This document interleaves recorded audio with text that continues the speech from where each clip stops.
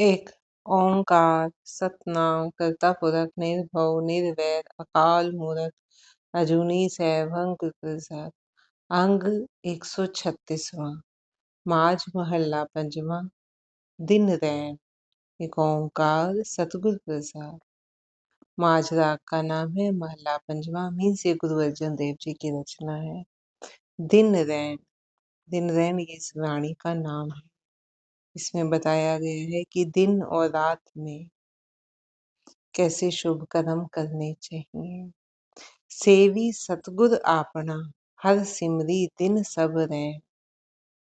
मैं अपने सतगुरु की सेवा करूं। सतगुरु जो सत्य का रूप हो गए हैं, मैं सतगुरु की सेवा करूं और दिन रात प्रभु का सुमिरन करता रहूं।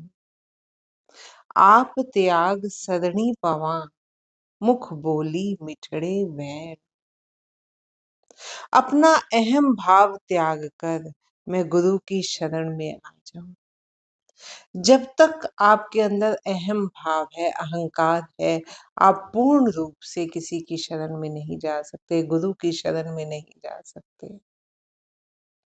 क्योंकि हर जगह मैं खड़ी हूं कि अगर गुरु कहे, एक एग्जाम्पल लेते हैं कि बात समझ नहीं आ रही या कुछ ऐसी बात हमें समझाते हैं जो हमारी हमारी समझ से परे है, हम कहते नहीं ऐसा नहीं ऐसा है। गुरु कहे कि मैं कह रहा हूं ना कि ऐसा है, और आगे से वो कहे कि मैं कह रहा हूं, मेरा भी तो दिमाग काम करता है ना, कि ऐसा नहीं है। वहां अहम है कि मैं भी कुछ हूं। जब किसी की सेवा की जाती है, पूर्ण रूप से की जाती है, तो अपने अहम को त्याग दिया जाता है, बिल्कुल ही त्याग दिया जाता है। कि जो गुरु कह रहे हैं, जो गुरु समझा रहे हैं, वही सत्य रूप है, वही सत्य है। उसमें डाउट नहीं होना चाहिए। अगर मैं होगी अंदर तो डाउट आएगा किसी की कही बात, क्योंकि जो मेरी समझ है, जो उसकी समझ है, उसमें फर्क है, फिर वो संशय आता है। तो गुरु महाराज क्या कह रही है? अपना अहम भाव त्याग कर मैं गुरु की शरण में आ जाऊं और मुख से मीठे बोल बोलता रहूं। जन्म जन्म का विछड़िया हर मेल हो सज्जन से। कौन से मीठे बोल बोलता रहूं? कि हे गुरु, मैं जन्मों जन्मों से प्रभु से बिछड़ा हुआ हूँ।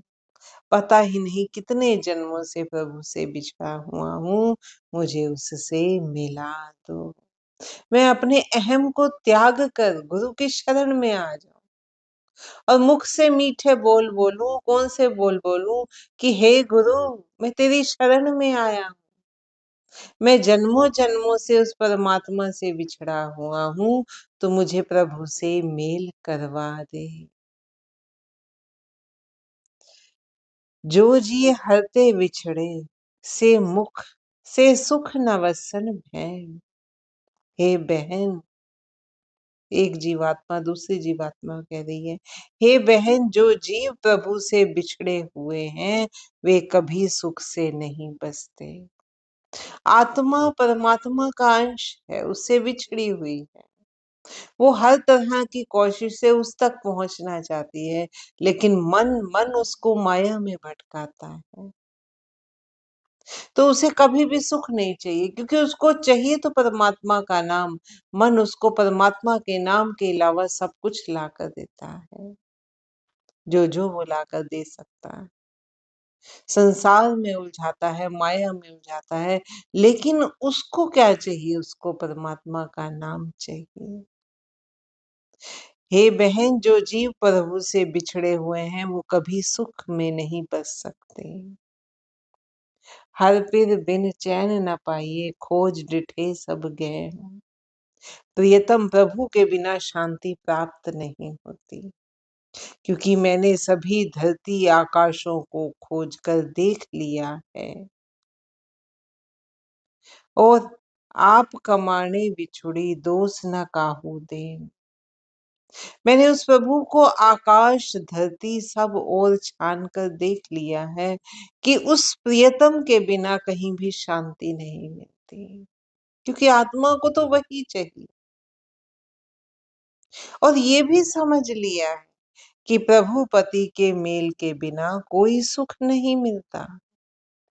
हे बहन, मैं अपने किए हुए कर्मों के कारण ही पति से बिछड़ी हुई हूँ, और इस संदर्भ में मैं किसी अन्य को दोष नहीं देती हूँ। मैं जो ये प्रभु से बिछड़ी हुई है, जो ये आत्मा, मेरी आत्मा जो प्रभु से बिछड़ी हुई है, ये मेरे ही कर्मों के कारण बिछड़ी हुई है। इसमें किसी का कोई दोष नहीं है। मेरे ही कर्म, मैं ही माया में उलझी रही, मैं ही विकारों से मुक्त नहीं हो पाई। मेरे ही कर्मों के कारण, मेरे कर्मों का दोष है, उनके संस्कारों के कारण ही मैं उससे बिछड़ी हुई हूँ। इसमें किसी अन्य का कोई दोष नहीं है।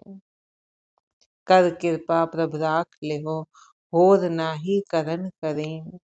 हे प्रभु, कृपा कर, मेरी रक्षा कर, क्योंकि तेरे बिना अन्य कोई भी करने कराने की शक्ति नहीं रखता। हर तुध बिन खाक रूलना, कहिए कित्थे वैन। हे प्रभु, तेरे बिना तो मिट्टी में ही मिल जाना पड़ता है। अगर तू नहीं तो मिट्टी में मिलने के बराबर। क्यों? क्योंकि जिस उद्देश्य से हम आए, इस उद्देश्य से हैं इस जीवन में कि तुझको पा सके। अगर तू नहीं मिलना तो ये जीवन व्यर्थ है। फिर समझो ये मिट्टी में मिल गया। अब तू ही बता कि अपना यह विलाप किसे सुनाए। नानक की विनंतिया हर सुरजन देखा ने।